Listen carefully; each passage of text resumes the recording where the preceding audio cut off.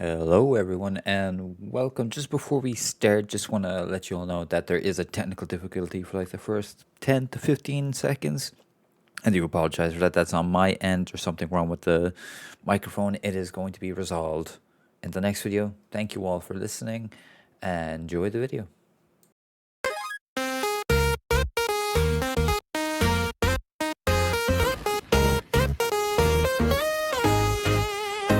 Hello, everyone, and welcome back to the Game Chat Podcast. I'm your host, Davey Boy, and with me, as always, is the one, the only, Marshall Boy, Jojo. How you doing? I'm good, man. I'm good. Thank you for having me on again. Good to be back. Looking forward to this week. There's a lot of news, and I'm looking forward to talking about it with you as ever. I can too. I spent yesterday building a document, and after that, I spent the day defending a mechanic in a game, which made me.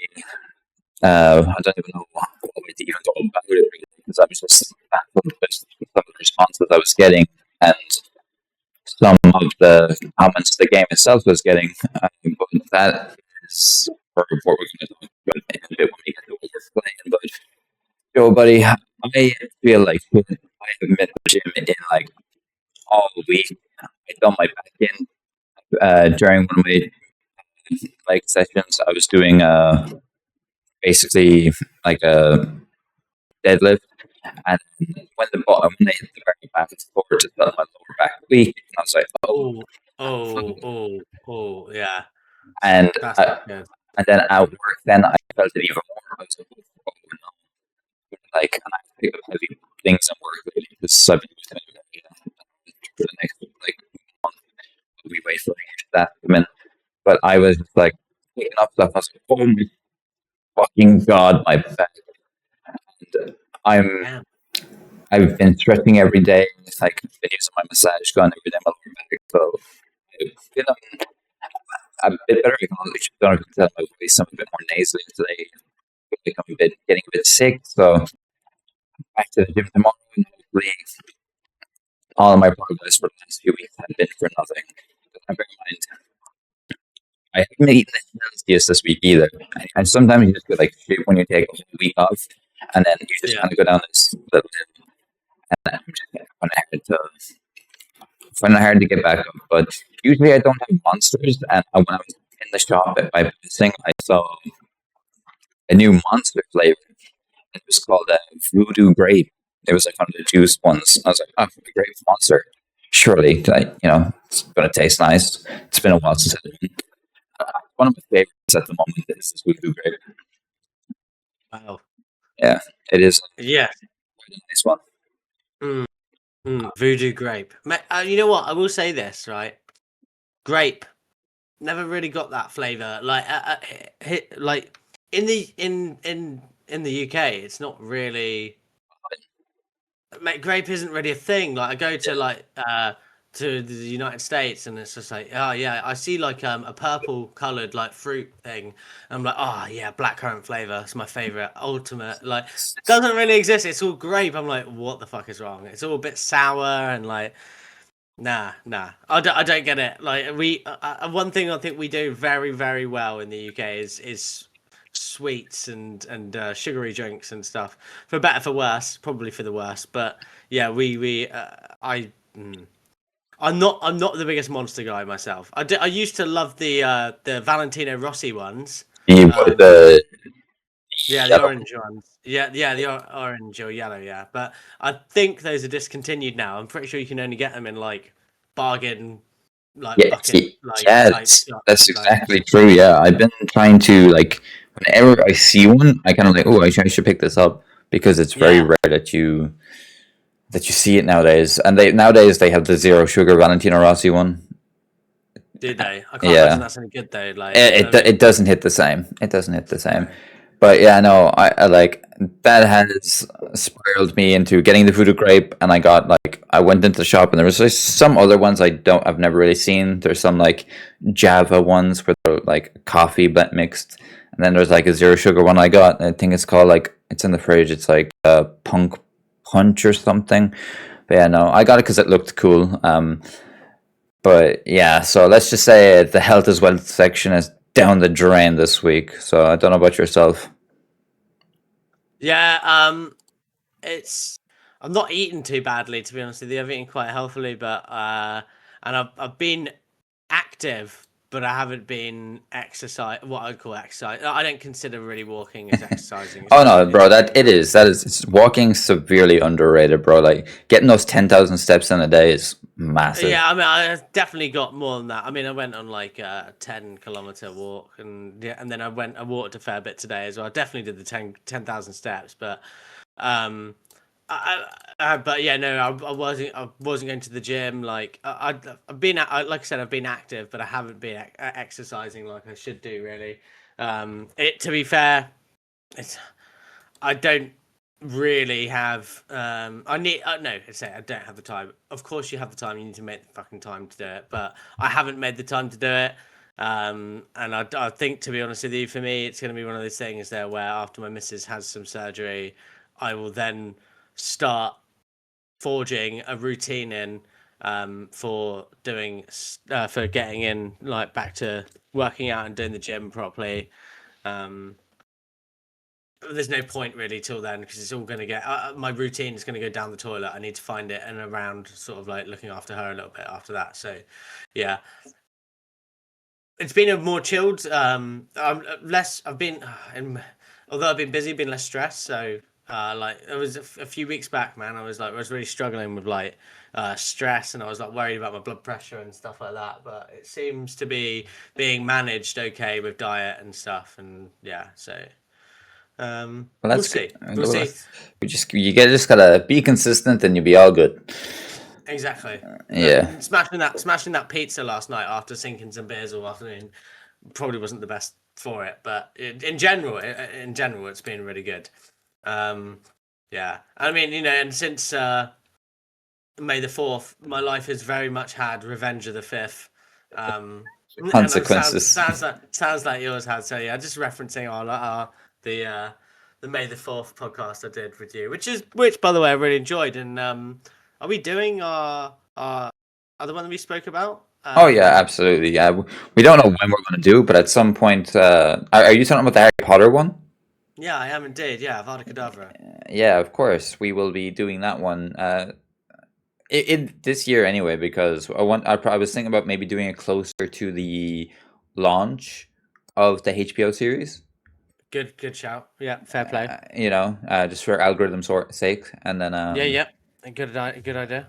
yeah, so we will be ranking like or comparing the books to the movies and comparing which one is better overall. So like like the Prison of Azkaban game, or sorry, movie, and say like the Half-Blood Prince or something book, like we'll compare them or whatever, and which one's better.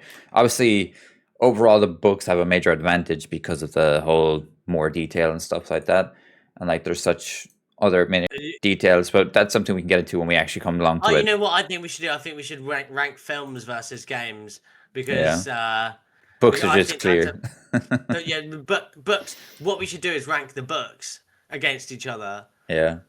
and then and then rank the books, and then rank the films versus the games. Because the games, I tell you something, like the games are phenomenal. Especially the early ones. Um, and obviously then you talk about bringing Hogwarts Legacy to that, and that's also phenomenal. So yeah, but there are some games which are well, the less said the better type thing. So yeah. Yes. And obviously, it's the penultimate week in football. We are closing in, or is it the penultimate? No, there's 2 game weeks left. But we'd say we're on the eve I or think the there's a midweek precipice. game though, isn't there? I think There there's like is, three yeah. games. Yeah, there's the Man City games. Leeds are playing tomorrow. But yeah, we are on the penultimate, or on the cusp of the penultimate week. Man City won yesterday, making that title race very, very interesting, leading up to the last bit. As we're currently recording, West Ham play Arsenal. If Arsenal beat West Ham, Leeds are mathematically safe, and if West Ham win, they drop Spurs into the relegation zone before we play them tomorrow. It's spicy on the top and front, and all the teams around us have dropped points. So technically, if Leeds win tomorrow, we go 13th, and we'll still be 3 points off European spots. Dare I say, how is that for incentive? How mental is that, by the way? Yeah. How mental is that? Like, But like everyone says that this has been a bad Premier League season, but it's only a bad Premier League season if you're someone like yourself who supports Liverpool or or Man the or thing is, it's been a bad season in terms of the best teams have been far less consistent than they have been of late. I mean, look, Arsenal on 76 points. What's the most they can get? Like, is it 81 something? no, was 80 it three two no, they have 3 games left. They're on 75, do you say? Down 76. So yeah, so 82 points. Or no. Man, math's not mathing. Oh, I think. Hang on a moment. No, so there's 2 games left. That takes it up to 79. So it's 82 is the max they can get if they've got 3 games left. Although they might be on 75 points because the game's just kicked off, and I'm looking at the live table. So when a game's in progress, it always has the 1 point.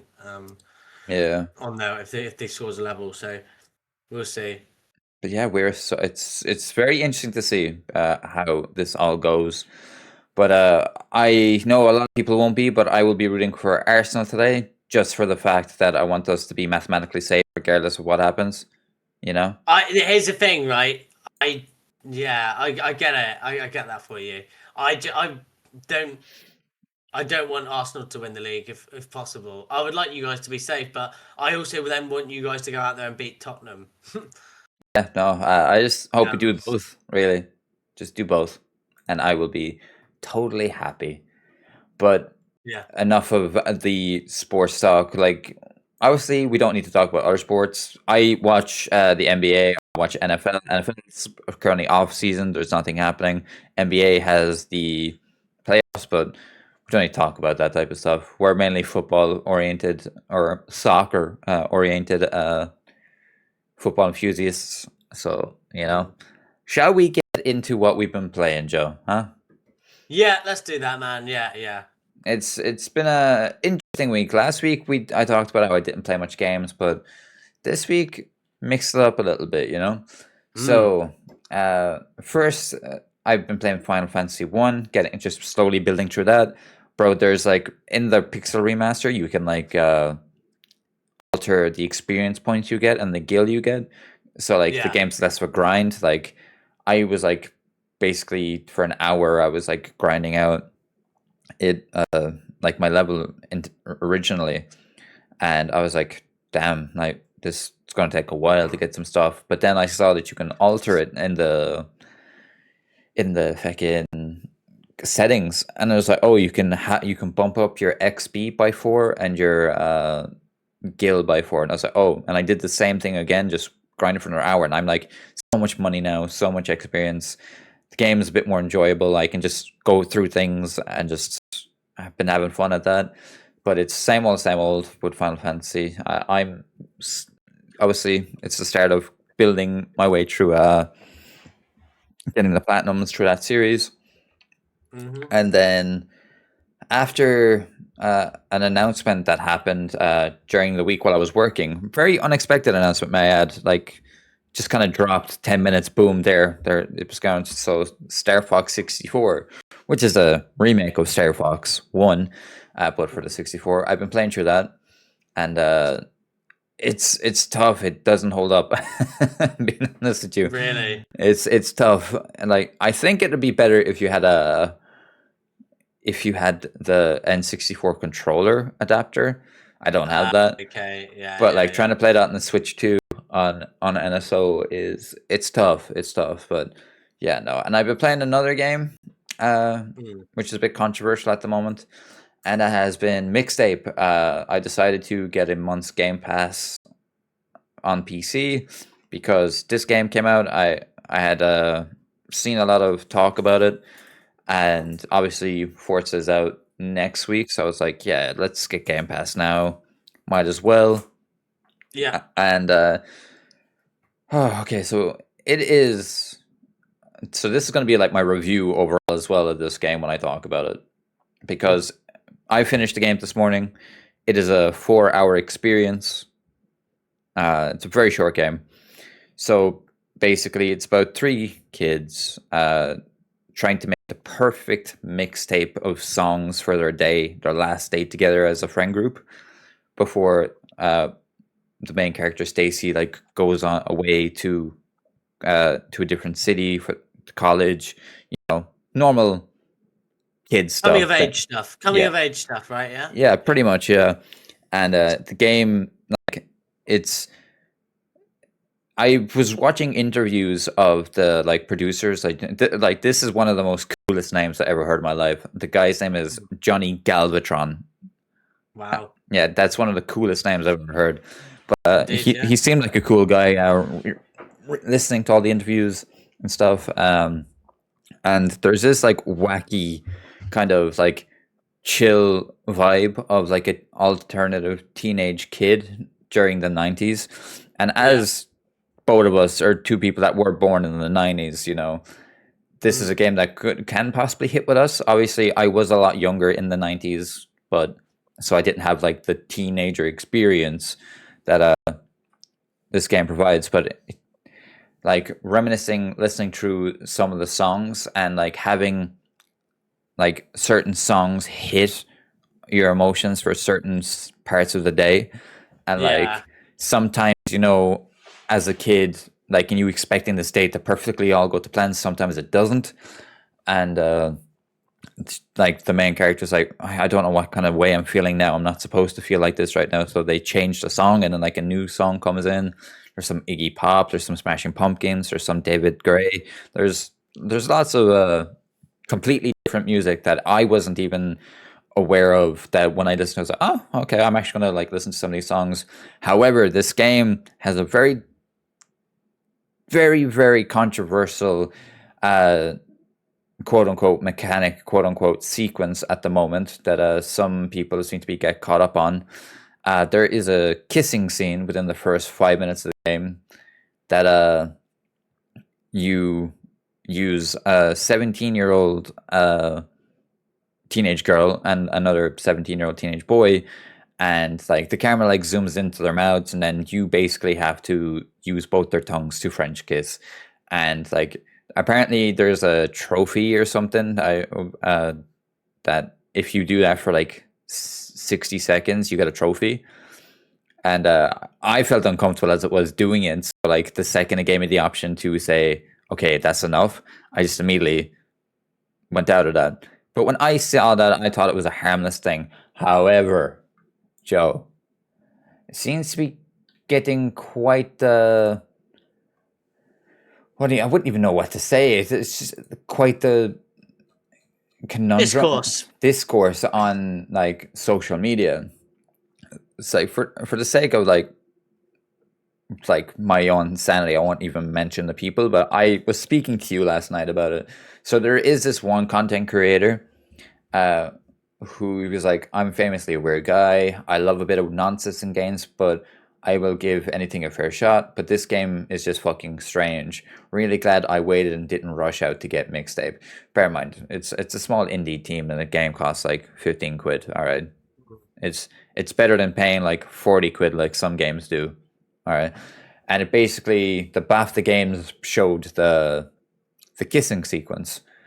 And then I responded saying, if you think a 30-second part of a game that's like inherently like not that bad at all is you know, is bad, and that's the reason why you don't play the rest of the game, like you shouldn't be a reviewer or a content creator, like if you don't have your own opinions. And then that led into a spiral of some other people then fucking calling me some heinous and crazy things. And I won't go into complete another detail what said. So basically they said I was a pedo and stuff like that because I am okay with a 17-year-old To be fair, maybe these people are based in America. Like, although it's gross, like technically that's a legal age for consent in the UK at least. I don't know about Ireland, but it's the like, same. The same rules apply. yeah, same. So it's like, I mean, yes, it's gross when you are like an adult, really, but technically it's not against the law. So I mean, yeah, But I don't know. but One of I those bet you. things, isn't it? Really, like I don't know what that like. I feel like a lot of those are, regardless of that, the whole thing's bad faith anyway. Like the amount of times on TV and stuff like that, you see, um, you see like teenage romance and stuff like that, and like it's like it's a coming of I haven't played this, right, but from what you've said, right, it's a coming of age thing, and like, so think any one of you think back to your youth, and like a big thing is like, when you're young is like, being a good kisser and stuff like that, and like, it's a thing, especially back then as well. Like, yeah, I don't really think, I think this whole thing, it reeks to me of just outrage for the sake of outrage, just to engagement farm, because social media and Google algorithms reward toxicity, and it's an easy thing to jump on the bandwagon about, because people hear the word nonce, and rightly, to be fair, are very hatey, but they've not taken in.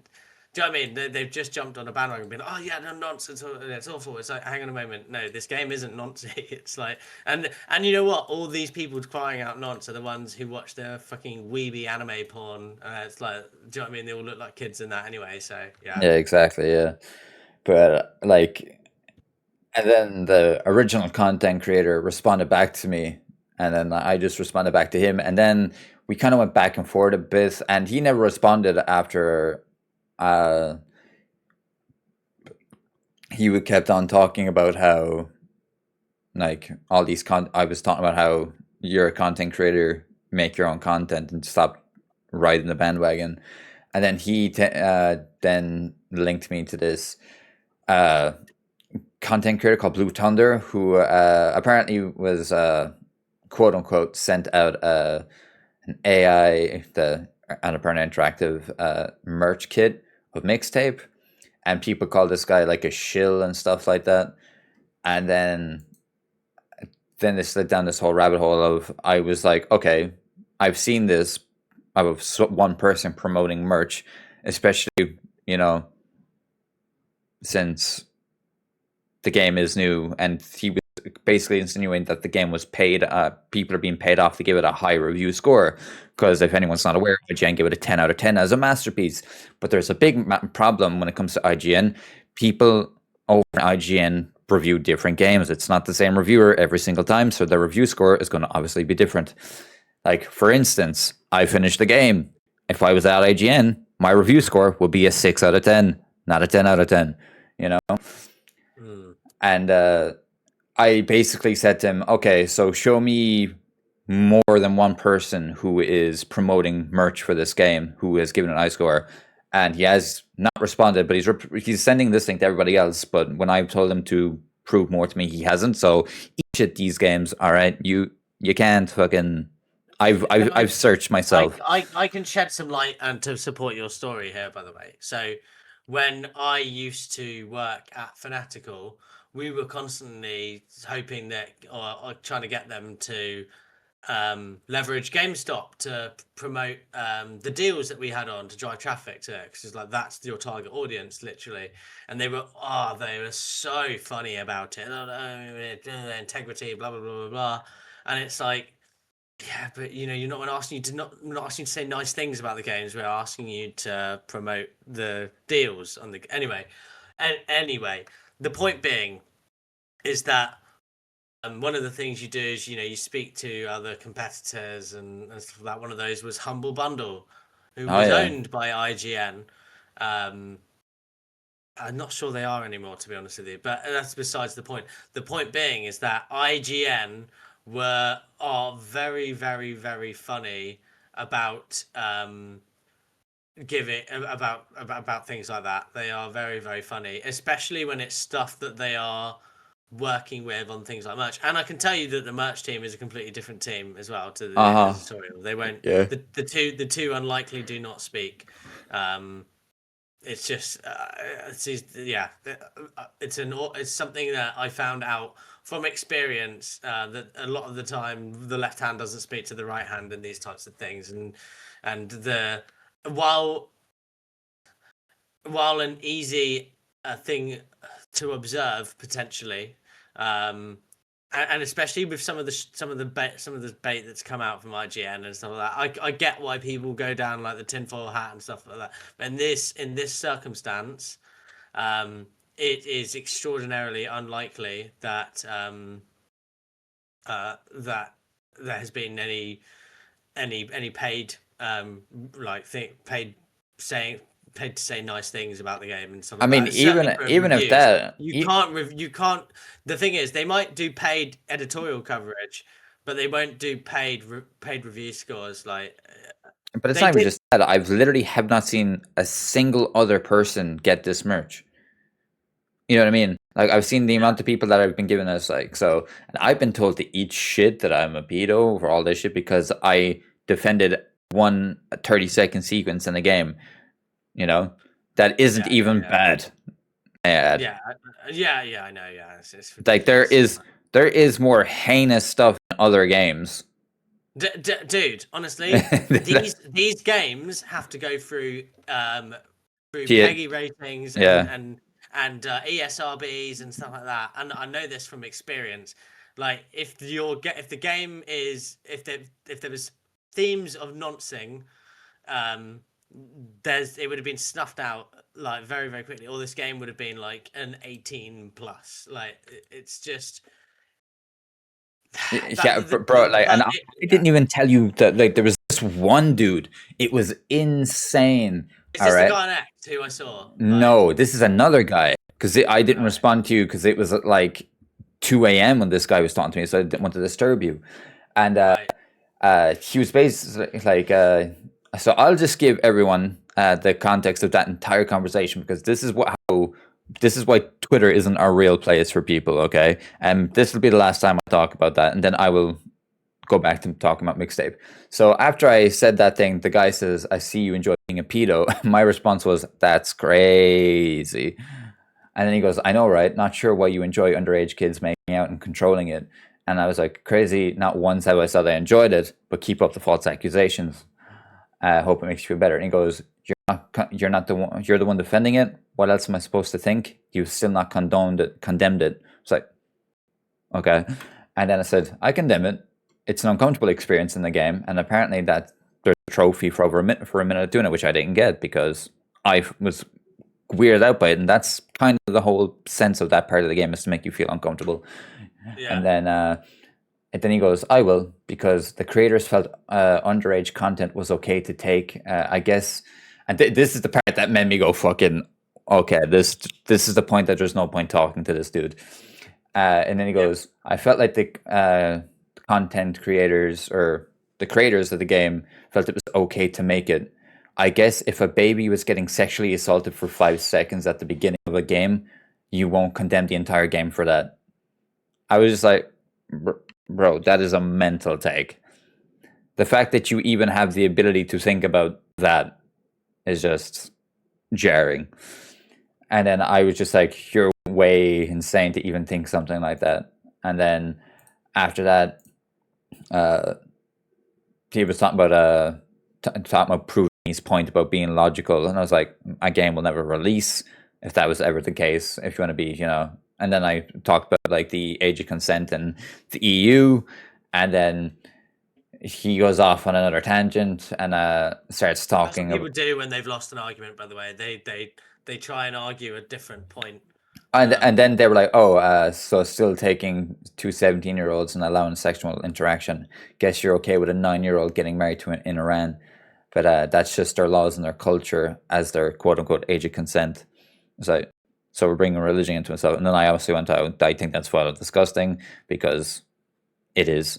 Don't care what your religion and things like that type of thing No, is. yeah, So, 100% that. and and then like at that point, I was just like, mate, like 17, like they're teenagers, they're becoming of age before they become 18. Like the entire like thing is like as kids, like you and I have probably underage drank growing up. Yeah, man. You Yeah, know, yeah, yeah. we like our parents like, yeah, we're going over to Joe's house. No, we're going out over to the bushes drinking for the next few hours.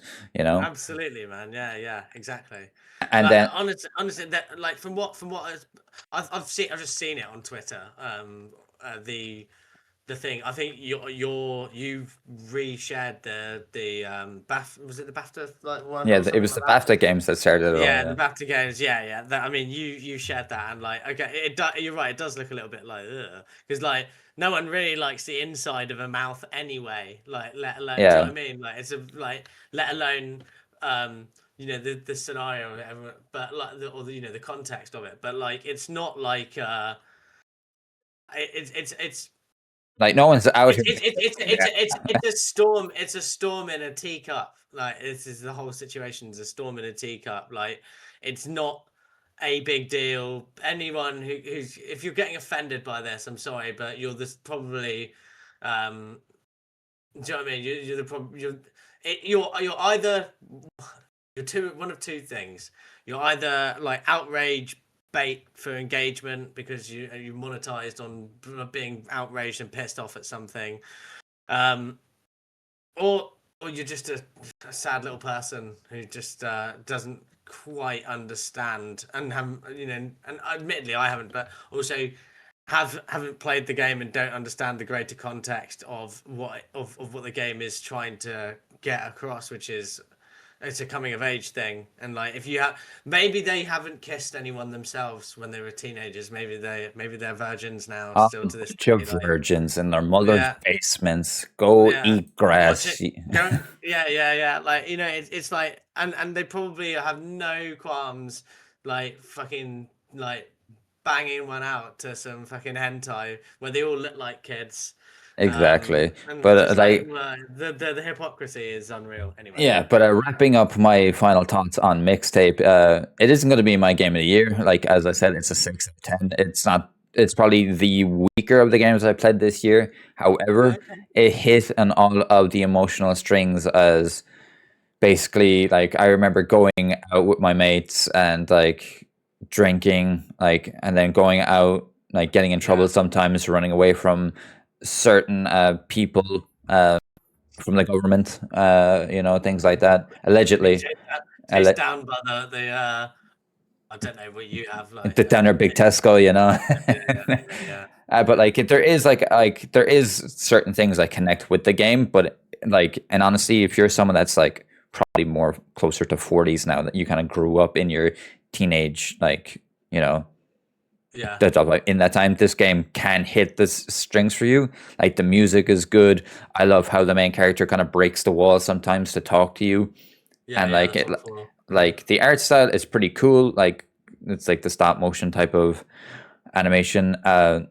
The overall plot is like it's just be like wanting to spend one last big event with your friends, and like the game has like cool interactions like throughout it. Like a lot of people, I'm not even gonna go down it, but yeah, overall, the game did get a few laughs out of me. It did make me smile a few times, but it was more of a game on reminiscing for me as opposed to being like, oh my god, like if you're like a girl that like was like this, you'd probably feel more of it with than like that because there's like I do get the feeling that this game is more of a it will resonate better with a female audience. I yeah, do get that because it's from what I've like seen of it. yeah, because like if you play the game, if anyone plays fucking Jenny fucking Goodspeed, all right, if you know, you know. Mm, There's yeah. always that type of girl with other girls that you know growing up. Mm. But yeah, mixtape, it's good. Never gonna go back to it. I would highly recommend that you try it for yourself at 4 hours long. It's not even. I think I finished in like three. Like Yeah, I I bet it's just an easy 1,000 gamer score as well. oh it is like If you care about that. I think I'll see if I got like 310. So there's a lot of like missable things basically. So like there's like certain events where uh run through this place without hitting any objects, do this within a certain time limit, things like that. But Mm. like it's easy enough, I think. But yeah, it's a good charming game overall. I'm looking forward to moving on from the game. Like it's not it'll probably win maybe one award. I doubt it, uh but yeah, that's all the games maybe best sound design or something like that. yeah, like maybe, yeah, but enough for me. We're fucking half an hour into this and we went on a tangent there, but what have you been playing, Joe? To be fair, it was it's irrelevant because it was like a news topic as well, almost in there. I've been good, man. Like, so I played a good like 4 or 5 hours on Everwind the other day with my buddy John. Um, I was hoping to be able to play a little bit with him like this evening as well, but I'm very, very, very tired. Um, I started Dragon's Dogma 2 on Steam, and it's fantastic, man. Like, it's really, really good. I mean, I had no. It's still a mixed on reviews on Steam. I'm guessing maybe it's buggy or something, or there's. I haven't really got drilled down and read them. But I've got everything like maxed out and I've had no issues so far. Hmm. I'm a couple of hours in. I'm like level 5. I done obviously the tutorial bit where you're like the prisoner, and it really did give me Oblivion vibes, man. It really filled me with this nostalgic joy. Obviously, starting off as a prisoner, doing the character selection. By the way, I went as like the cat character. I kind of made it like one of my cats. Hmm. Um, my appearance, and then obviously my pawn, PAWN, get your minds out the gutter. My pawn is another cat that looks like my other one. So yeah, I'm that kind of guy today. Normally I go for just a normal cat, like a normal human, but no, I decided to mix it up. But And yeah, I'm that playing as a fighter because I always like think, oh, I'm gonna play as a mage or something like that. I end up just taking up the sword and shield and like getting their fucking things up. So yeah, so I just didn't yeah, I chose not to beat about the bush and just get the sword and shield from the start and just like go at it. And I've got then the other character as like the pawn as the support character, so he's like healing and stuff like that, which is pretty useful. But yeah, no, I'm really enjoying it. Like, I've obviously I did the tutorial, flew on the like the Griffin thing, hmm got shot down. I'm obviously in the first town. I've done some missions. Obviously, you get to like a few missions early on, and like the voice acting and the characters are really cool, and it does scratch an Oblivion itch. The combat, I would say, is a tiny bit more janky than I maybe would have liked. It's mm. good, but it's just it doesn't feel that smooth. Um, but yeah, it's a really good game so far, man. I'm really enjoying it. In fact, I would be playing it this evening if John wasn't online. But I'm a bit too tired, and it's like one of those games where like I'm sitting and listening to all the cutscenes and stuff like that. I'm not skipping Yeah. through any of it. I'm like I'm enjoying the story and the storytelling. I have to say, like, I've been in this genre, and it's something you know very well. I've complained loads about it recently. Writing in gaming in this type of genre has been bland and boring at best. And this seems, it's early doors yet, I'm aware. This seems very promising from the start. Like, the characters are interesting. Um, the voice acting seems good. The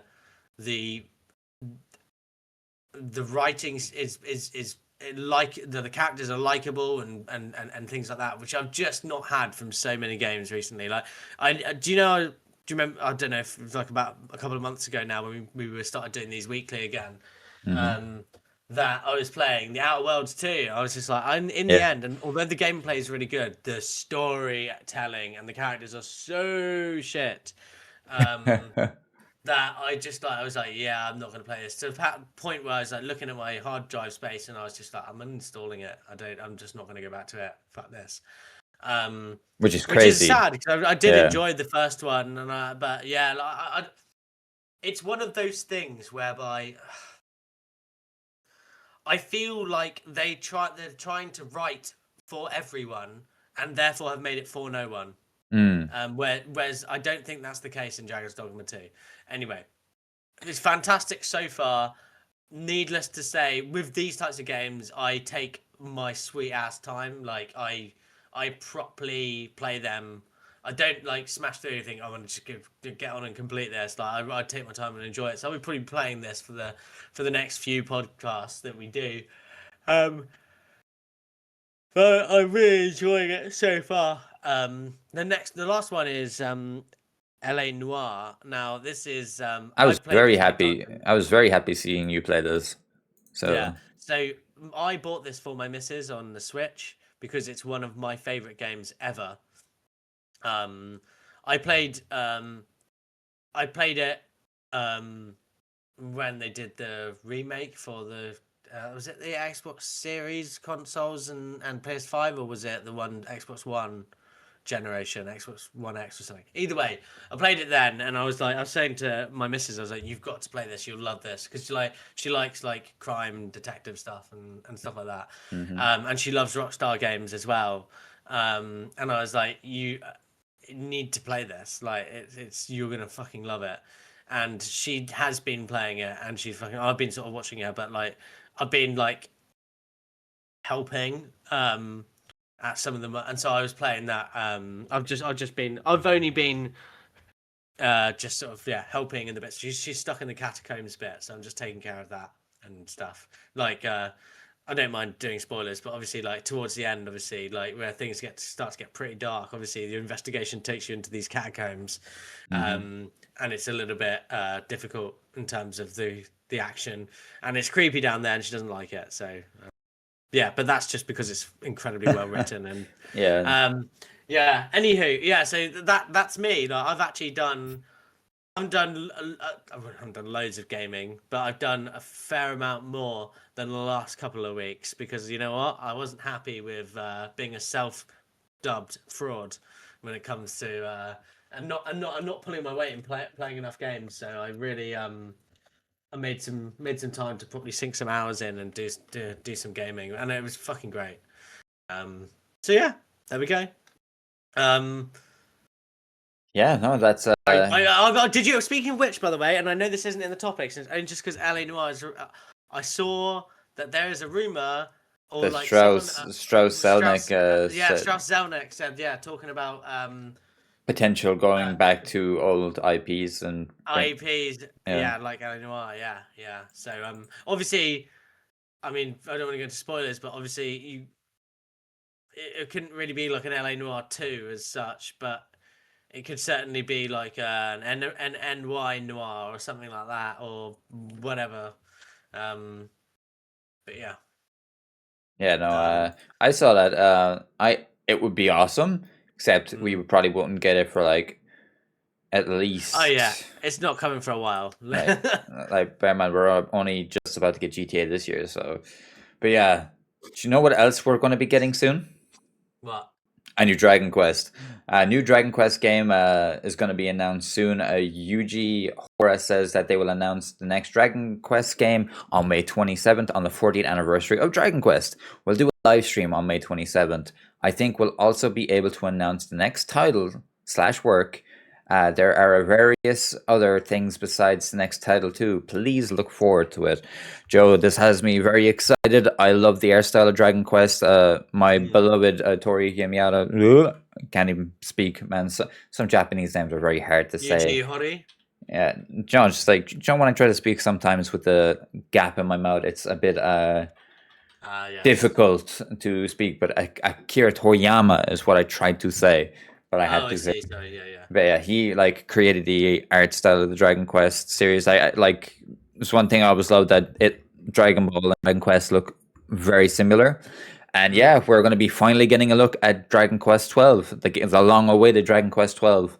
I'm so excited for this. You have no idea. It's going down a darker path from what we know, along with other stuff. So potentially we could see a 456 remake or a pixel remake, because as we're aware, we have the Dragon Quest 1.2, 2.3, and at the pixel remakes of the first three, and we Mm. have the reimagining of 7.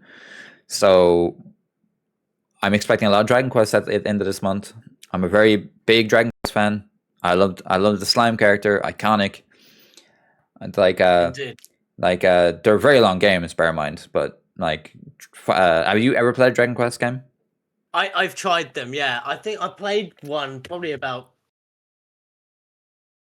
You probably played 5 years ago. It was on it was one that was on Game Pass or yeah, it something. was Dragon Quest 11. Yeah, would be the Yeah, one. and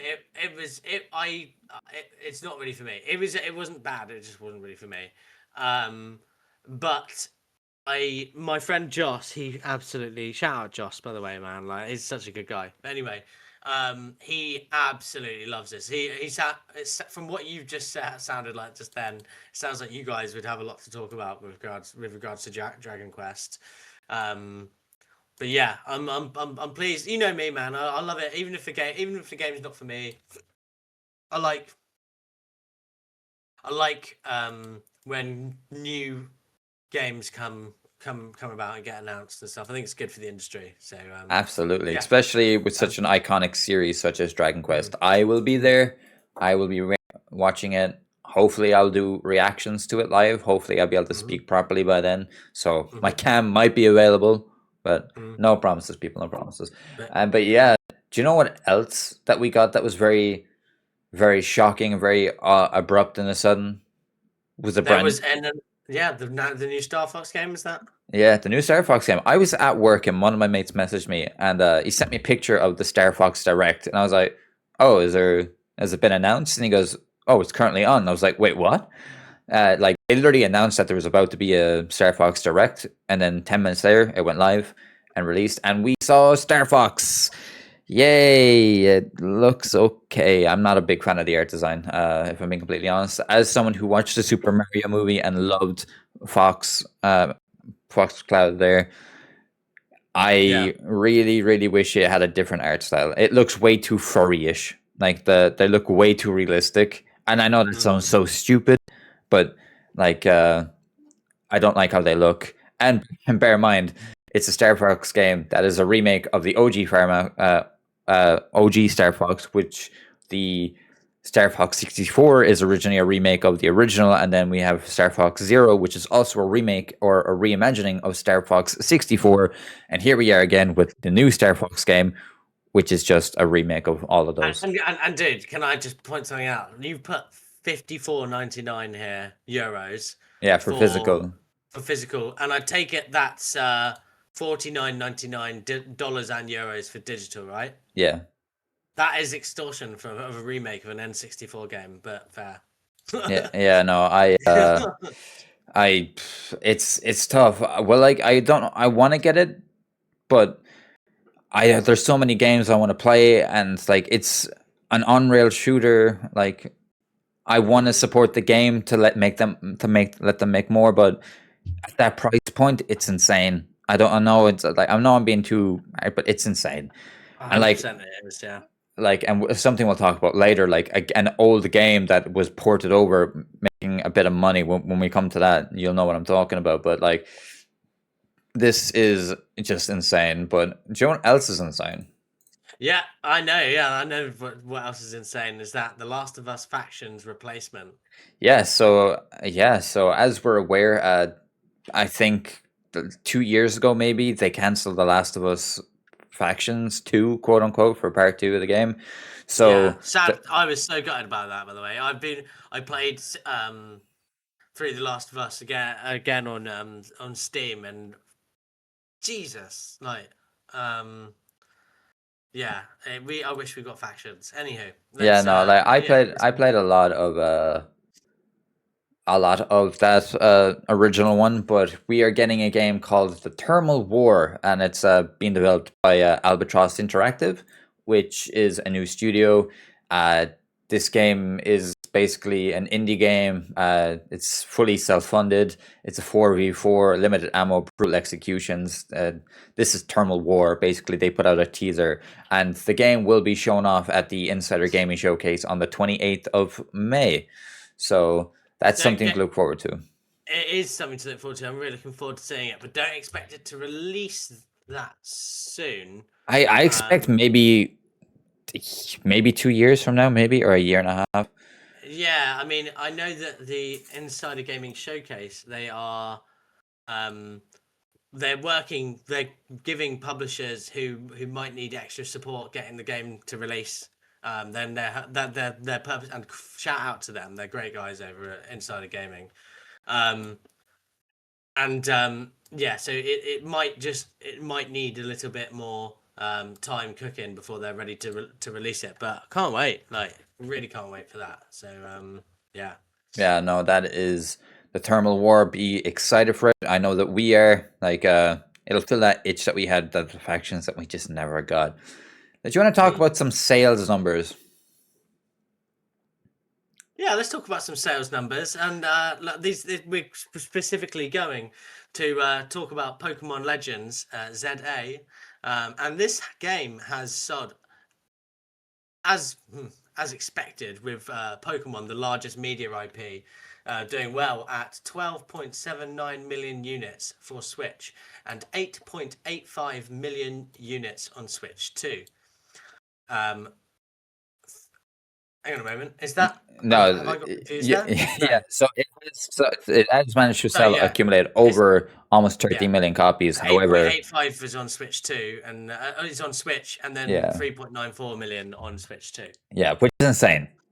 Like, it just shows that this is a spin-off game of the Pokemon series, and people are really craving that Winds and Waves. And I'm not gonna lie, Joe, I'm getting excited for Winds and Waves, man. I've been really itching to buy a new Pokemon game. But you know what I've been also satisfied with? I've been satisfied with my Pokemon Fire and Red port and my Leaf Green port, because they ported this game not too long ago, and it has been reported that Pokemon Fire Red and Pokemon Leaf Green on the Nintendo Switch consoles have sold over 4 million units. So that's 4 million. Wow. For think about the profit on that one. Yeah, think about the profit. Insane amount of profit. Like, it is. I'm very, very happy to see it. Like, it is insane. Like, with the amount of money that they make as a company, the Pokemon IP, just please put voice acting into the next game. It's not that difficult. I'm not asking for much. I'm really not. It's just a basic minimum. You know, I don't mind about that so much. I would rather them just give us better role playing elements, and don't get me wrong, with Pokemon, the in ZA and the combat, the Pokemon battles, Pokemon combat. Yeah, you're correct. They've leveled up that, and thanks to Power World, to be honest with you, in the competition that sort of brought in, they've finally leveled that up, and I am looking forward to Wind and Waves. But I've learned to temper my expectations of Pokemon, because every time I've got my hopes up, and it's not quite Scarlet. Yeah.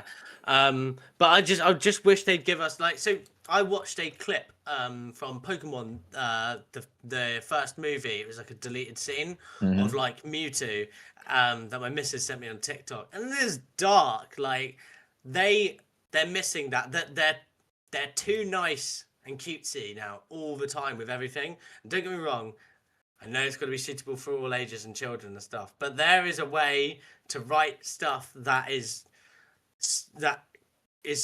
felt as fine for children as well, but can also be like quite entertaining, and can have slightly darker themes and stuff like that. And like, yeah, it's basically like Mewtwo was being created by this doctor who was trying to keep alive his daughter who passed away. He managed to manifest her consciousness into the PC, and she was friends with Mewtwo, and Mewtwo had all these friends, and then basically it transpires that he wakes up, obviously, Mewtwo's a child, and he wakes up like apparently as like an adult Mewtwo, and it's basically all of this stuff is like manufactured in his head, and he figures out obviously that he's a science experiment, and it's like, it's really sad but also quite dark and stuff, and it's just Pokemon doesn't have that anymore, so that part of the writing is it's all too cutesy now. I definitely agree. Definitely agree. But anyway, that's not that. But just if they did do that, obviously their old ports, these Fire Red and Leaf Green, making selling over 4 million. They sold at what? Was it 20 €20 each? So Yeah, 20 $20 each. Like that is Now that's imagine incredible. Soul Silver and it's the gold one and the silver one. Imagine how much that was going. Like they're going to have to release Yeah. those ports because my God, that's going to sell ridiculous amounts of money. Mm, I would argue that'll yeah. sell more than these two. Do you think? Well, yeah, I suppose because those I mean, title we're holders getting hold a silver Pokemon remakes. Direct at the end of the year, so like Interesting. so there is going to be something, but I feel like if the only time they've ever gone dark with stuff in the Pokemon series is they go and do the spin-offs. So is it like is it the Gale of Darkness?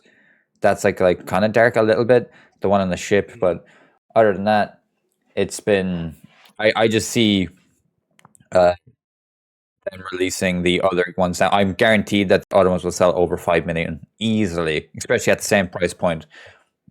But do you know what's not selling over 1 million, sadly? what's this? Metroid Prime 4 still hasn't appeared on any of Nintendo's financial sales. Sadly, this means that it did not reach 1 million units sold on Switch or even on the Switch 2 in the past physical year, which is kind of disappointing. Like, It is. and if you actually look at like your local Smiths or some places like that, you will see that Metroid is on sale for like Mm-hmm. 40 quid. Like, Nintendo never put their IP Yeah, that low yeah. unless it's in like really bad, like in an actual really bad spot. There's also another game I don't think I put it on But let me here. ask you this, right?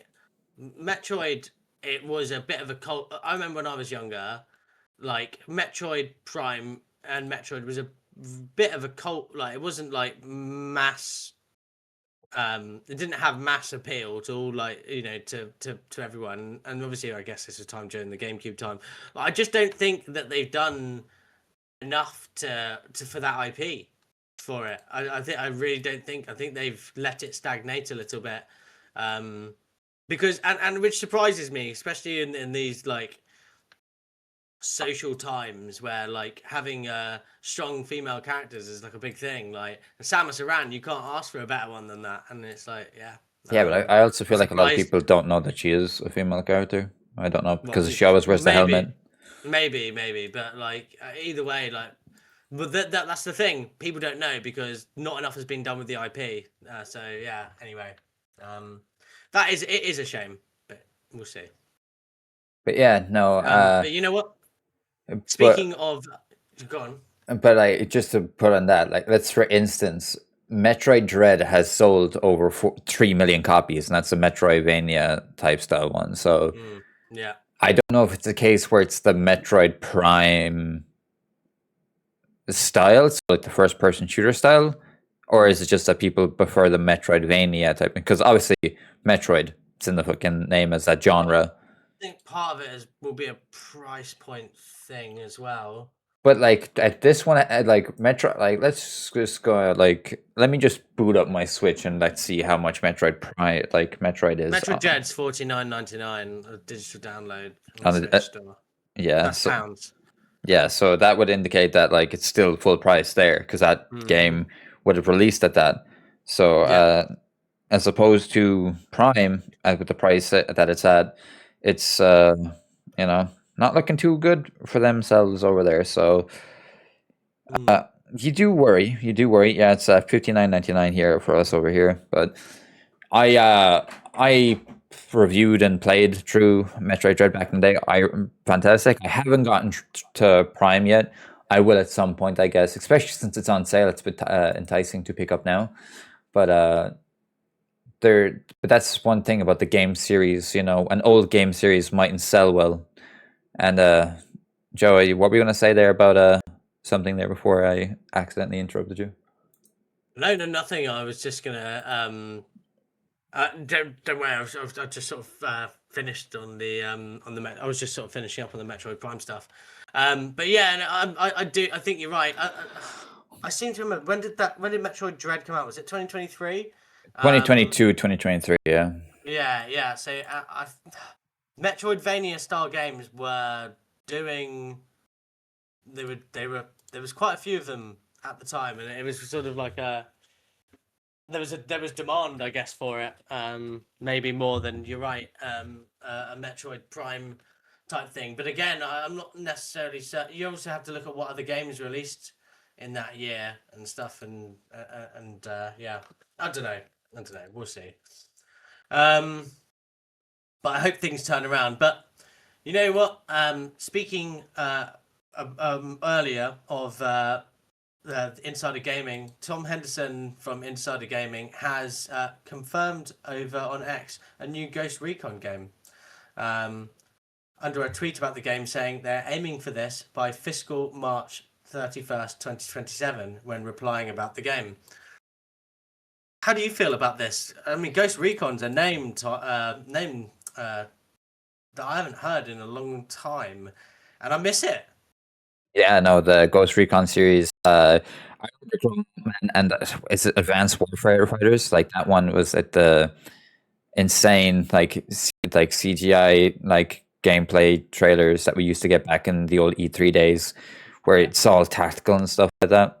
Where you see the guys just like going invisible, and then like you pinpoint like 4 or 5 different people, and then like the whole team corresponds, and it's like 3, 2, 1, boom, and they all drop. I remember, I'm a massive Ghost Recon fan. Advance Ghost Recon 2 is probably one of my favorites. But yeah, that was a sick game. If we are to get this game, which it looks like we are, according to Tom, I would like it to be a very, very modern, slash XCOM styled.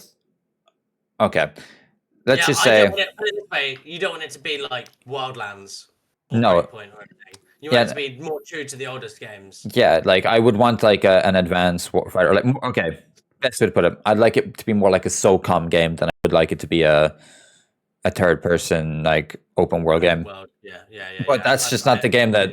That's not really the game that Ubisoft makes anymore. But if I was to be the one to make it, and if anyone agrees with me in the comments or anything like that, when it comes to Ghost Recon, like I would love an XCOM slash like third person like Gears of War style type of thing, and then like it changes or like probably Gears Tactics. Is it Gears Tactics?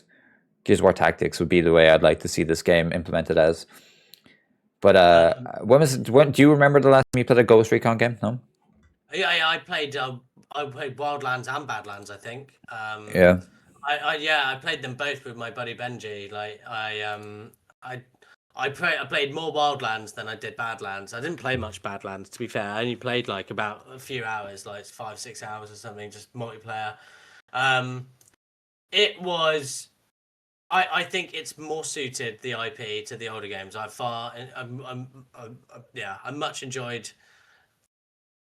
enjoyed much more Ghost Recon 2 and Advanced Warfare and stuff. So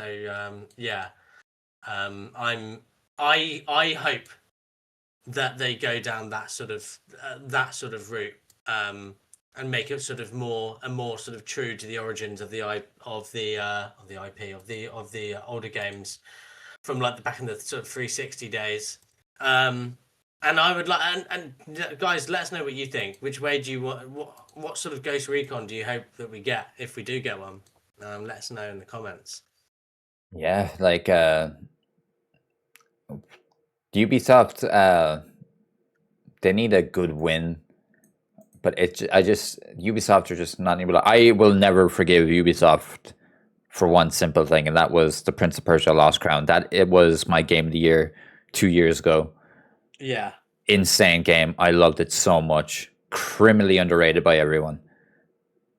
But yeah, what did they do? They shut down the studio. You ain't getting a new game, or but one thing as well that I want to say about Ubisoft is, have you been seeing how much they've been promoting Assassin's Creed Black Flag? I haven't. No. So have they been promoting it at all? Yeah, they're going heavy on the marketing for this game. Like, and they keep showing mini clips of it. I'm like, oh my god, this looks so beautiful. Oh my god, it looks so good. And obviously, they have made lots of changes to the overall game as well. Some good, some bad. But I'm looking forward to to finally get my hands on that in July. But you know what? You should get your hands on while you can. Yeah. Yeah, before May 25th, you should get your hands on a Nintendo Switch too, because guess what? It's gonna cost more than the PS5 in Japan after the price increase. Yeah, absolutely. Yeah. So in Japan, a PlayStation 5 costs 55,000 yen, which accumulates to like $351 dollars or euros, equivalent to that. And in Japan, a Switch 2 is now going to cost 59,980 yen, which is 382. That's insane. Yeah, That like that that's a the lot. like I can't comprehend why that's more expensive. But I can't. To be fair, I've not been able to comprehend the whole thing of console prices going up, but apparently they have been. So it's one but of that those things. I mean, I know why it's happening. I'm aware of the geopolitical, like economical things affecting RAM and other such things, and the supply chain issues and war and blah blah blah blah blah. But I still think it's absolutely mental, um, and yeah, it makes me fearful actually for that the console space moving forward. But we'll yeah. talk about that in another show. Yeah, no, we'll get to that at some point because it is worrying. Like, obviously, it's all got to do with AI and all such and such.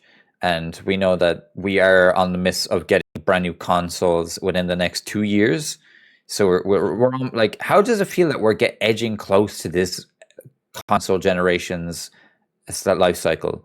Like, I honestly don't think there's a need for a new console. Okay, okay, I'm back.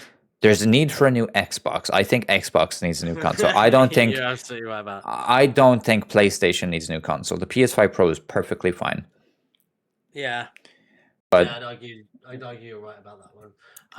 but regarding that, we do have a topic about PlayStation at a later point in this video. But we will talk about more Nintendo price increases across EU, basically, or just across the entire world, I guess, as of September 1st. So Nintendo Switch will start costing more as of September 1st. So if you're anyone who hasn't got Nintendo Switch 2 yet, I argue that you should get one right now because I play mine daily.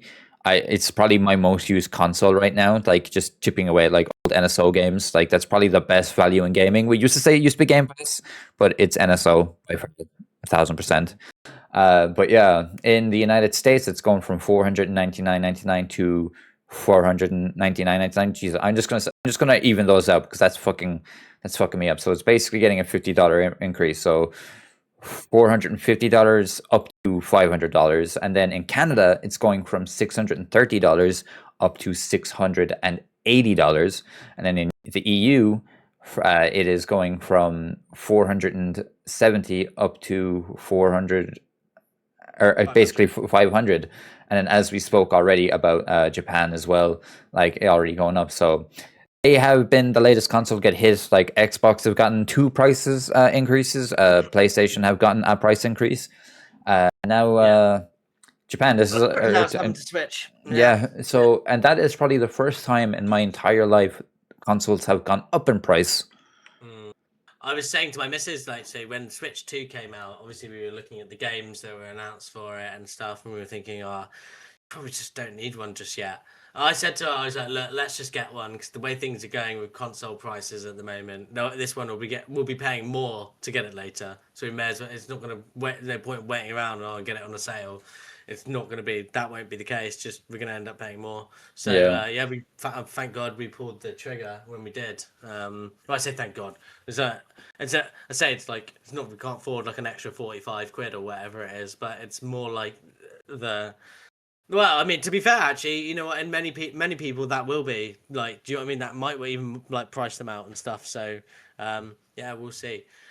Because actually, I've seen reports as well that Nintendo Switch 2 has not sold.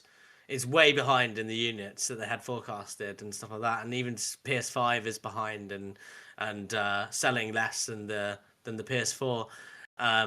Yeah, but not by And much. I think that like no, that's not by gonna. much, but it's still something less. So I mean, I yeah, mean, but you and I both know that is gonna change drastically come November when GTA comes out. People know that GTA is going to be a current gen exclusive, and people will buy more consoles when it comes to that. yeah, maybe. I mean, like, yeah, it's definitely going to have a big impact on console sales, but I don't think it's I don't think it's going to put it this way. The way pricing's going and the global economics and stuff like that are going, I actually don't think. Um, I think I am a little bit worried about the console market. To be fair, and AAA publishers. But yeah, anyway, that's a whole different thing. Absolutely, yeah.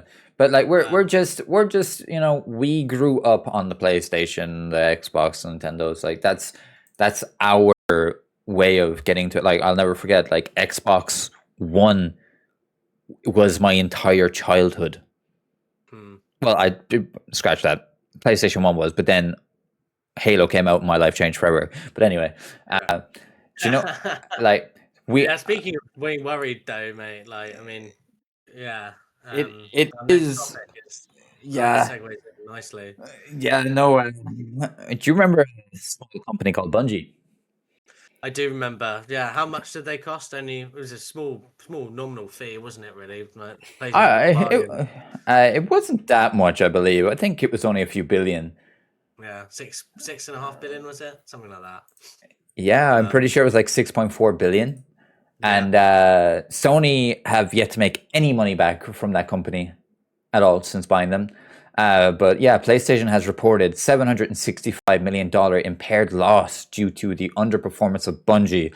For those who aren't aware, Bungie was bought by them. They have only released one game, that game being Marathon, the extraction shooter, which has sold less than 2 million copies. And, When's the last time you played it, bro? ooh, I don't even know Uh, if it's still installed. oh, that's not good. Yeah, no, Um, and no, bear in mind, Marathon is a fantastic game, plays well. There's one major problem with that game.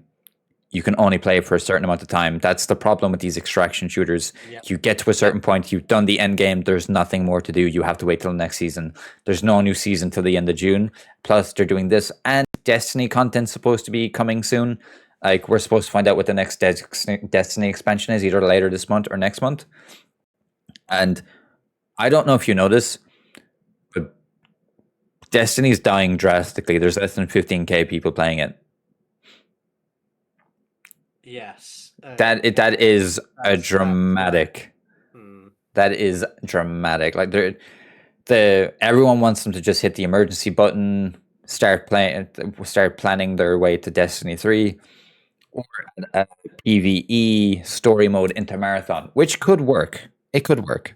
It Yeah. could work, but it is a big loss for them. They haven't gotten a single thing today, or I don't know why I said today. I just saw in the corner of my Today. eye something say today, and I just read out today.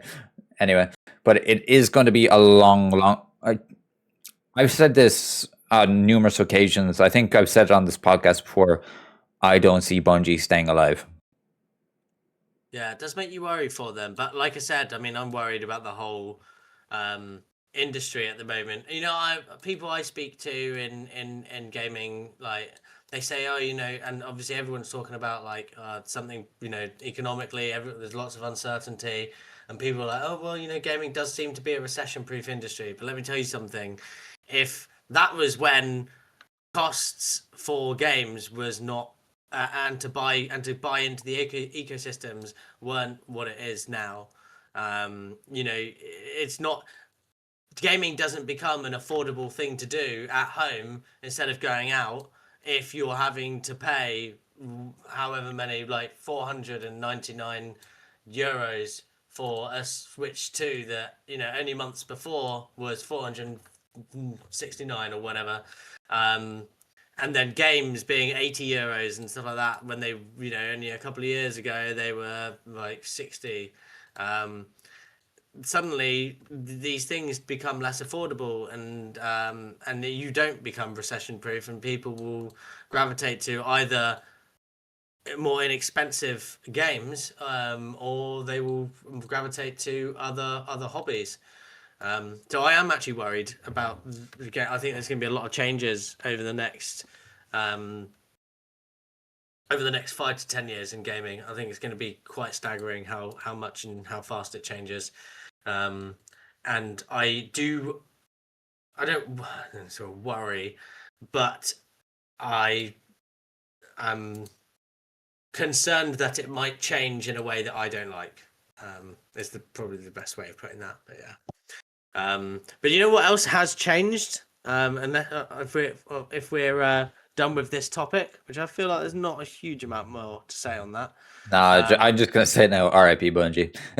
I'm just gonna say, Yeah. I love you so much. You gave me the best memories of my entire life, my childhood life. But you're no longer gonna be around much longer, and it's gonna be a shame. I hope I'm wrong. God, I hope I'm wrong. But if we've any indication what we've seen, what PlayStation has done to some of their other teams, yeah.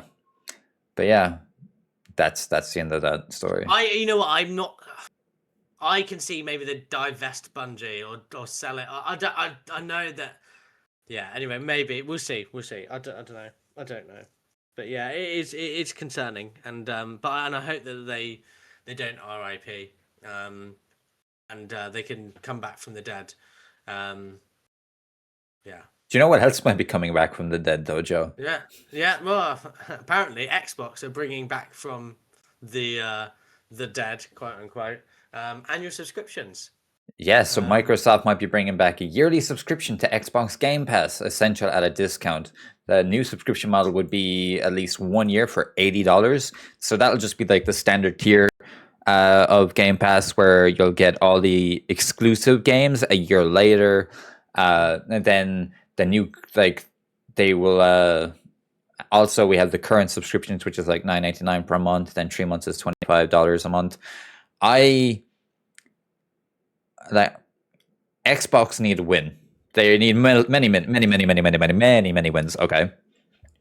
Yeah. I've said on this show, I think loads of times what they need to do. I think they need to drop, like, they're no longer. I'm pretty confident they're no longer like making Xbox One consoles anymore, or the Xbox Series consoles anymore. I'm pretty sure. Like they've stopped manufacturing. They've stopped manufacturing the Xbox Series consoles. Is that correct?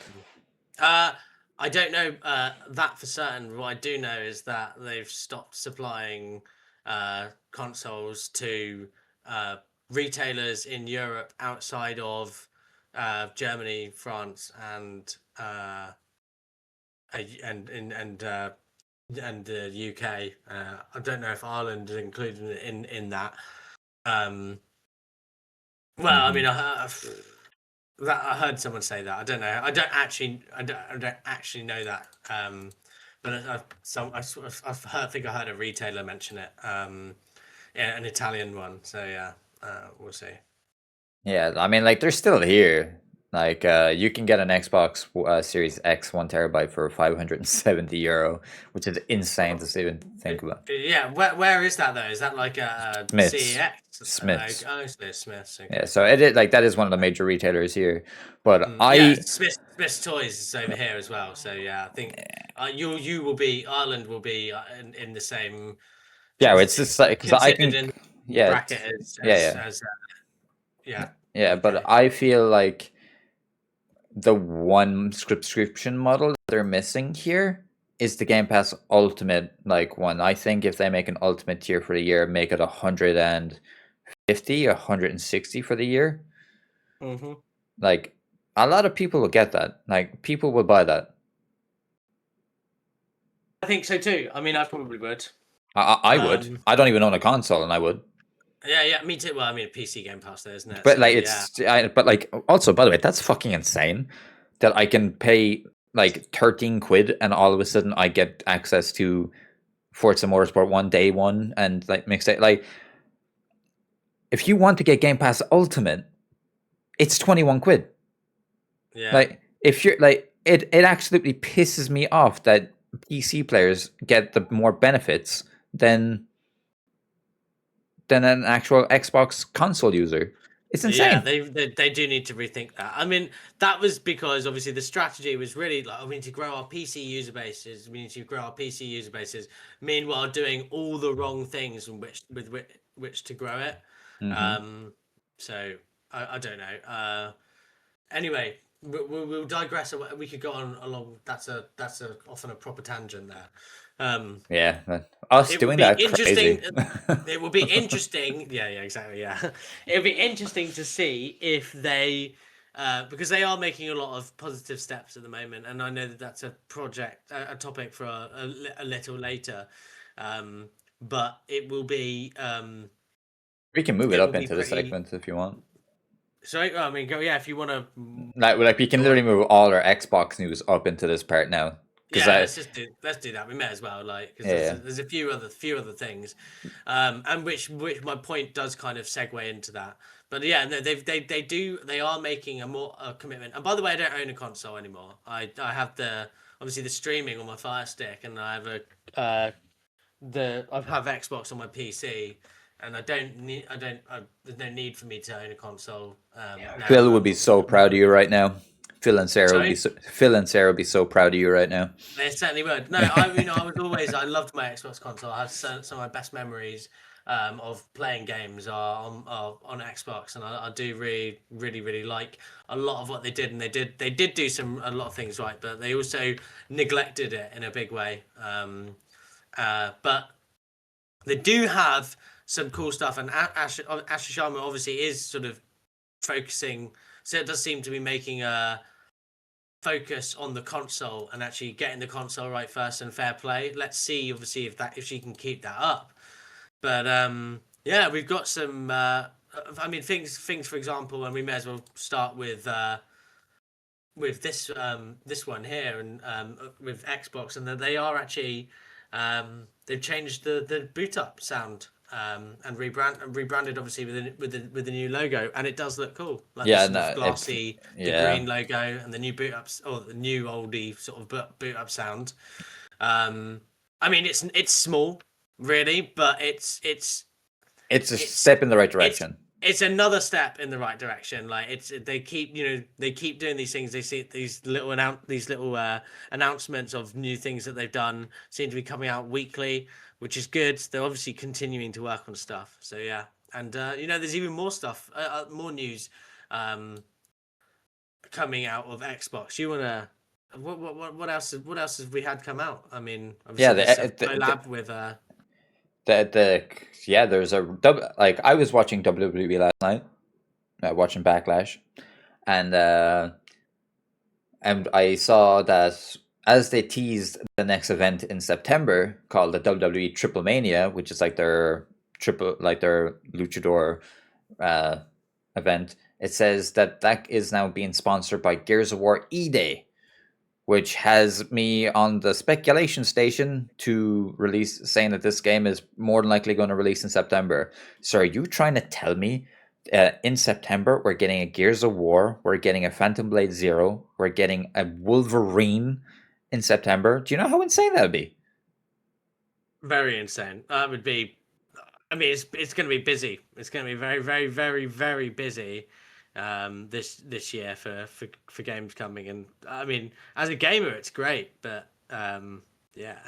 Yeah, but like It's let me just tell you the games so far announced for September. So we've got Blood of the Dawnwalker, September, Phantom Blade Zero, September, Wolverine, September, and more than likely Gears of War. And bear in mind, between September 3rd to September 15th, three of those games are launching. So that is a week and a half or two mental, weeks, isn't it? you know? Like what I love September. It's my birthday month. I always take time off and I'm going to be gaming nonstop. But if we get a Gears of War on top of all of this, are you Mm. crazy? You're crazy. I love Gears of War. Always have. Yeah, Gears is great. Like it's a for me. It's always been one of those. It's always been a solid no, the first three were like an 8 or a 9 out of 10. There's campaigns and stuff like that, and but it's even like the more recent like 4 and 5 and stuff, they were still solid 7s. They were a lot of fun. I mean, 5 was a drastic change up to the series being like quote unquote open zoned and stuff like that in certain areas. No, I know why they felt like they had to try and do Yeah, something new. I do get that. I didn't mind. I thought the story. I thought the story in 4 was a bit weak. yeah. But 5 was getting interesting, and then The choice and consequences that you have, and yeah, they put themselves in such a corner that they don't even know which ending to go with. exactly, yeah. So, So and that's why they've literally gone the that's why, whole way. absolutely, yeah. Like they've gone all the way back to the start. We're going to be like, E-Day, yeah. yeah. So if I was people, I highly recommend playing through Gears of War Tactics before playing this. If you want to know anything about the story, because yeah, you're gonna need to. But yeah, no. Let's talk about more of the Xbox marketing. So that's one side of marketing there that we've gotten that's been showing that it's being sponsored by WWE. Over in Japan, there is a Gears of War, or sorry, it's not Gears of War, a Forza Motorsport 6 banner. And for the first time, it doesn't show PlayStation logos on it. It just shows Xbox and Steam. Mm. We know the game Yeah, is coming to PlayStation. This is something that's happening. That might change or whatever, but it's I think it should. yeah, Not sorry, I mean not for play, only for the Xbox and the brand, but obviously I don't expect any changes to be made. and I'm pretty sure if you look Until on the certain websites as well for Xbox, it shows pictures of Fable, Gears of War, Halo, and Forza. And you know what's beside all of those pictures? PlayStation. No, a beautiful Xbox console. Mm. Something that we don't see much anymore. Like No. you gotta put the console there. You like show it that this is where you want to play your games. Come on, we know they're coming later, but like they like we've spoken on numerous occasions. I think to put that genie back in the bottle, it's kind of hard to do it, but take the loss now while you can.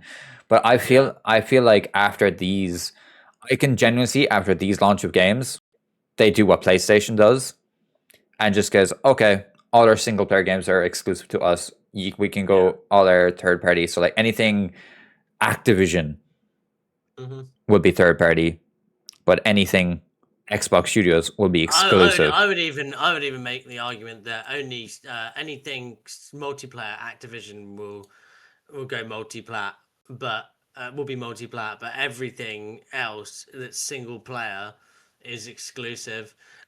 Maybe licensed IP. You could make an argument because obviously there's a license fee to pay and stuff. Like maybe you could make the Well, argument that they're timed exclusive. I I'm mean, thinking we like see Marvel's Blade. Indiana Jones and stuff. Like yeah, I know. Yeah, there's Marvel's Blade Blade. is Yeah.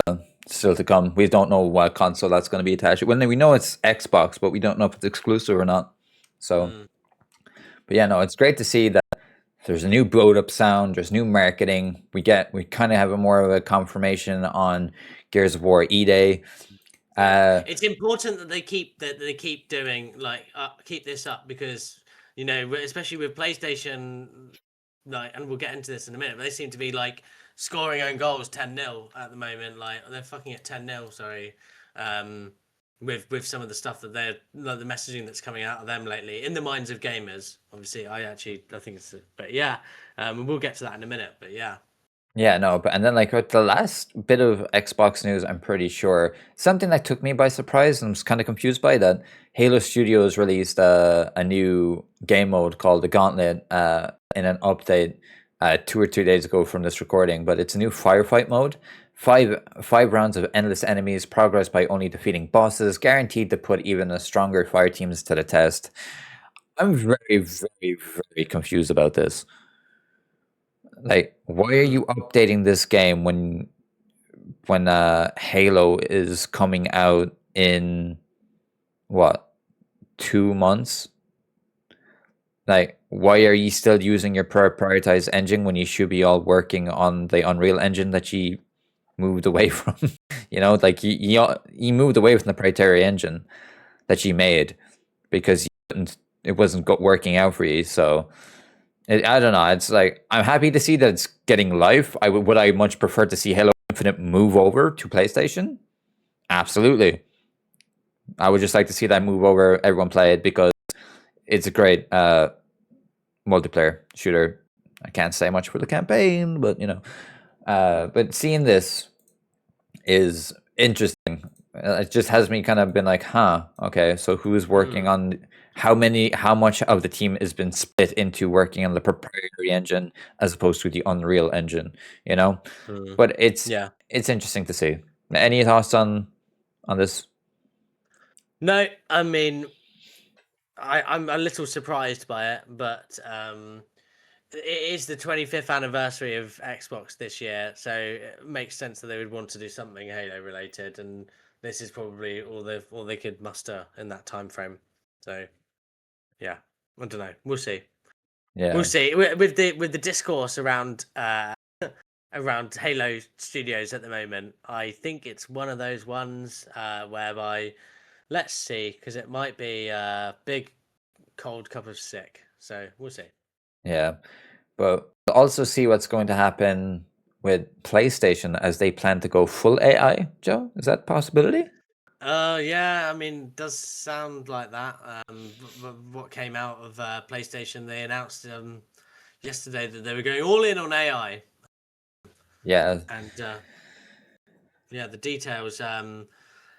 PlayStation CEO Hideaki Nishino gave an entire presentation about AI in games to investors. He says AI is a powerful tool to deliver cutting edge entertainment experiences. AI uses examples mentioned. So the AI usage examples given were AI performance capture, facial animation, AI hair animation, AI racing agent in Gran Turismo, AI NPCs with their own personalities, AI tools for payments and transactions, AI upscaling, PSS, e.g. PSSR. You guys will all remember the AI upscaling from a DLSS 5 or whatever it was. Yeah. AI for repetitive workflows, AI for QA. That's a dangerous thing, by the way, AI for QA, because that's one thing that a lot of devs are missing at the moment. So yes, it can help with the grunt work, but be careful. AI tools for 3D modeling and animation, AI to help studios realize their creative vision, AI to increase production efficiency. I mean, look, my thoughts on this before I get yours are, I do think it's a bit of enough, but it's tone deaf of them, really. But they'll get away with it because PlayStation are the darlings of the industry. But uh, it's nothing. I do think it's a bit of a nothing burger. Everyone is doing this shit. Everyone is doing this shit. And ultimately, this guy here, Hideaki Nishino, his job is to please investors, and he was doing that. They obviously need to, an ever challenging economic outlooks, they need to do what they can to improve workflows and also cut costs. Sorry, everyone, but also to keep up with the competition and stuff like that. Like some of this stuff, like a lot of it is not generative AI. A lot of it isn't. Obviously, there's some of it, like here, like the upscaling and stuff, like potentially. Yeah, no, they're But going really hard on the PSSR. yeah, what really excites me, to be fair, is things like AI for NPCs with their own personalities, because that is very CPU intensive, and it's one of the things in games whereby AI has been a big thing that's held things back for NPCs and things like that. So, yeah, I think so. I actually don't think all of this is a nothing burger for me. Like, I do think it's a little bit.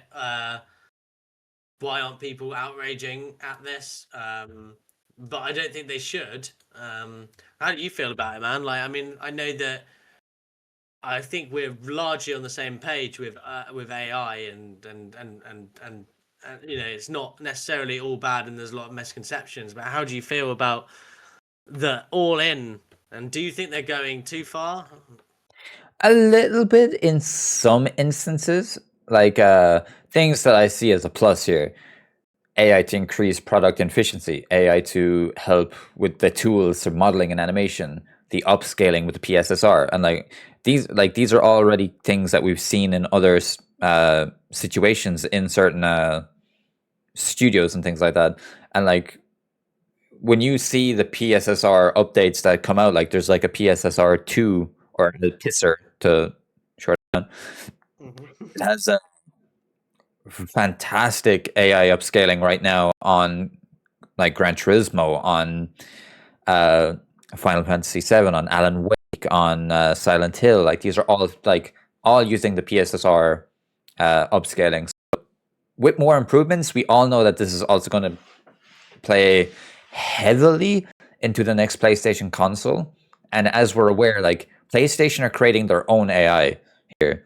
So the software they're using is going to be their own going forward, especially with the PS6. So that might help with some costing. So like the console could be potentially maybe 600 quid. I mean, if you're telling me we get to the next generation, okay, and it's going to be the battle of AI. Like we're actually going to see an Xbox robot versus a PlayStation robot because of AI. Like it will literally. I think I would want to be on the scale of Xbox in that sense, but it's going to go down to that again where it comes to the pricing. The pricing is going to be what causes all that, because as we all know, because of how CPU intensive, even is it CPU intensive, the NPC area with the growing their own, like that's all CPU intensive stuff. yeah, that type of stuff is going to make the console very expensive. And as we are aware with Fable right now, Fable has choice and consequences that will last throughout the entire game that you make, no matter where you make them. Like as we know about the giant, and he stays there. That type of thing is very CPU intensive. So it's going to be very difficult to see how, like, what really is what's going to be the big tell here is when the game launches on Xbox Series X and launches on PlayStation 5 Pro at the same time. Like that's where you know where the factor is going to be leading to next gen, the next gen, basically. Yeah. Seeing game, because they're relying more on software, like the software and components more than ever in gaming now. And bear in mind, we're at a point now in gaming, it doesn't need to be any more realistic. It just the graphics curve is real. Like we're at a point whereby like no improvements in graphics are not high. I did think some of the stuff that there's some potential for AI to make noticeable good differences in that, but obviously if it's not, there's a within reason. I think the main thing is that if as we suspect, these Xbox and PlayStation Nexts will have a console or PC like thing, they will have another device which will likely be a streaming or semi native type experience for playing games, and it will be handheld and to accommodate for the lack of raw processing power under the in this small machine, they are going to probably lean quite heavily on AI, and it could be very useful for that, especially with the kids of today, man. They're not really playing like consoles like Xboxes and PlayStations. They're buying Switches and they're playing on mobile. So it's very important, I think, in terms of bringing the next generation of gamers into core games to have some form of mobile something. And I think they will, and I think AI will actually really help with that. So yeah. Yeah, no, like I feel like when it comes to actually showing off the consoles when it is time, the less said, like it'll be like, remember back when the Xbox, like when they just kept saying teraflop, teraflop. Or and do you remember 2013? The cloud, the power of the cloud. Yeah. The cloud. Like, shut up. Like the less you say about the AI and stuff like that, just show us what the console does. Just not say AI. Yeah, Just show. show, don't tell. There's a big thing, like Yeah. show, don't tell. Like Show us what it does.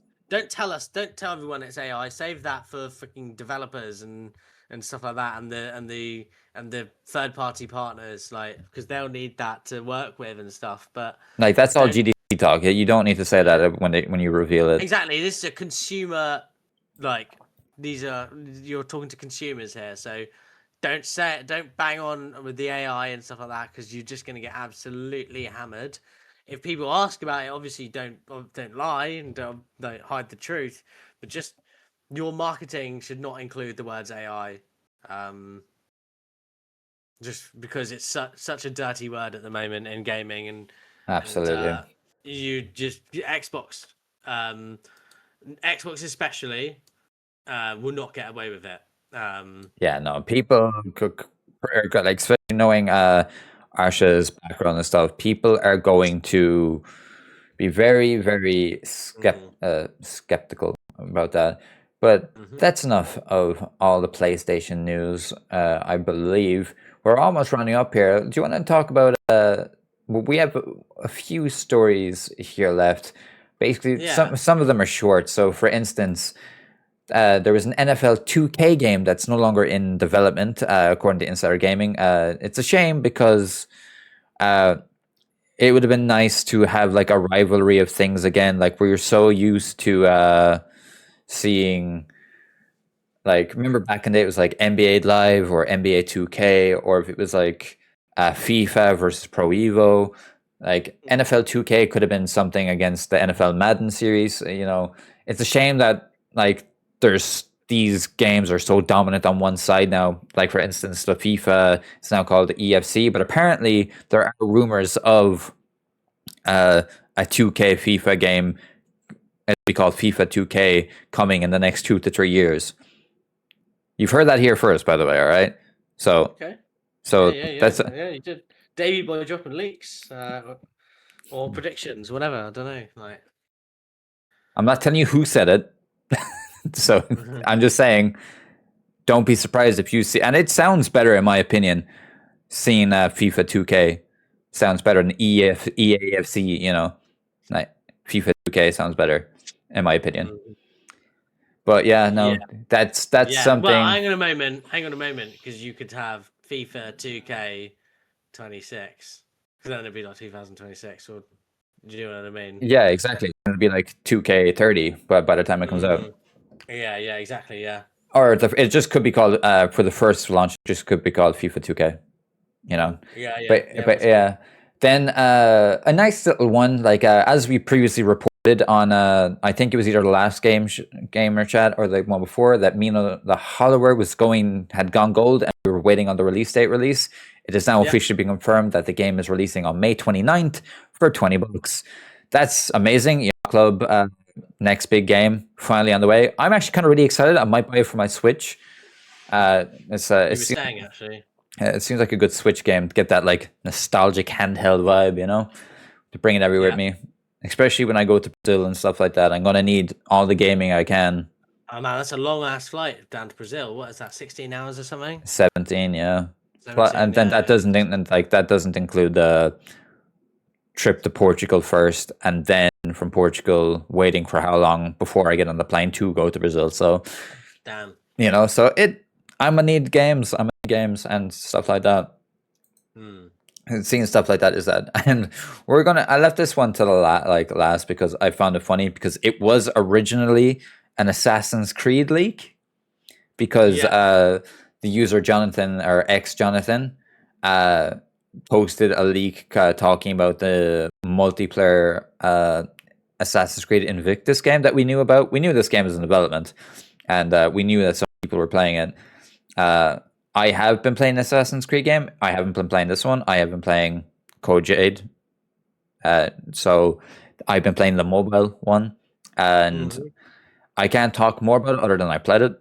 I can't go into detail of what story, but this guy straight up just shared a screenshot of the game, and it was he originally altered the game, the colors on it, the original design, Yeah. and Assassin's Creed handle like the actual official account came out and said that this is inaccurate. This is not the correct way. That this doesn't look like this.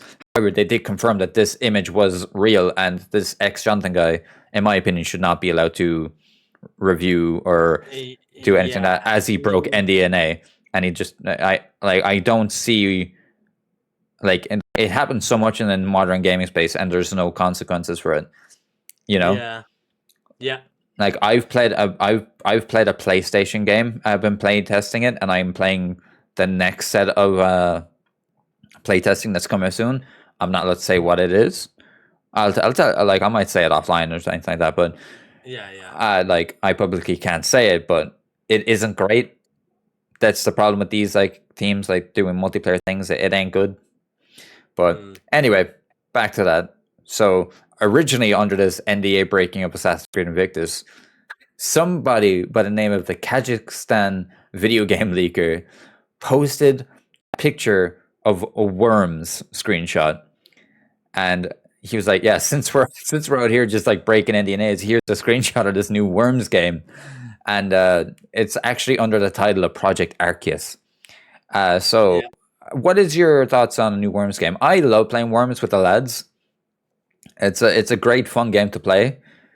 But this one looks like it's way more in depth, like more 3D structured, as opposed to the other ones. Where the other ones was kind of just like on a 2D platform, and like you kind of just have to launch it across the map. But this one looks like it's 3D. And are you a fan of Worms? I love Worms. I love Worms. Yeah. I'm. It's not what I had thought, but I'm excited to pretend to see and give it a go. The 3D Worms think could be interesting. Yeah, no. Like I'm excited, but with all of that being said, that has been the news this week, Joe. I've been like searching here to see if there's any other game news. As we're aware, there is an Xbox event later today talking about Project Helix. Um, it's something that would probably come up in another topic that we might bring up, but we are planning on making another video because as of next week, we will probably be missing the news unless something massive happens. We'll just like interchange. I'll do an audio form myself to talk about it in the game chat because Joe here is unavailable next week for us. So we I will will be in be. Poland meeting game developers. So yeah. Yeah. In Poland. Yeah. Yeah. And But Digital Dragons. So I don't know if you guys know this, but like it's like 40% of the Polish stock market is made up of gaming companies, and there's a gaming show there basically, and I will be going to that to go and catch up, meet some new developers, meet existing partners, and talk to them about doing stuff. So yeah, I'm excited. I went last year to Krakow. It's great. yeah. Really is fantastic. So yeah, gutted to be missing this. But having said that, I will be around on the Tuesday and the Wednesday. But also, I mean, like if I think if there's some significant news, I think we did speak about doing like a gamer chat 0.5 or something for like maybe during the week. So yeah, we'll see.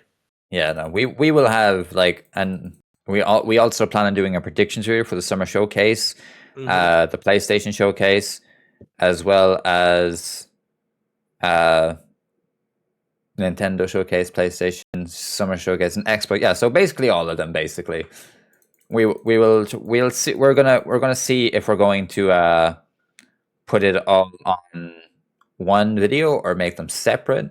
That's something that we will still determine offline. But yeah, no, it's coming up to that time of the year now where it's like it's Christmas for us gamers. So yeah, it's like it's yeah, that's pretty much it. It's been a great week of gaming news. We had a lot to talk about. had some new Dragon Quest stuff. There's a lot of stuff really, and we've been going for almost 2 hours. But you know, it doesn't really fly by that much when you're deep in thought and talking about gaming, especially because it's something that we love. You know, something that we Yeah. love. And like, yeah, so it's also Mother's Day for some of you across the world. So I know it's Mother's Day in Brazil, so Feliz Dias Mães. In Canada, America, Australia, all Mother's Days. So happy Mother's Day to all the mothers out there. And yeah, that has been this week's episode of the Gamer Chat. Joe, if people want to find you, where can they find you? Let's find me here on the Gamer Chat podcast. Find me online as Mopish Lawyer. Find me at 3 Gaming Pillars. Yeah, no, it's great being back and seeing and hanging out with you. And thanks for coming and rocking out with us. Absolutely. And I hope everyone enjoys their day. Peace out.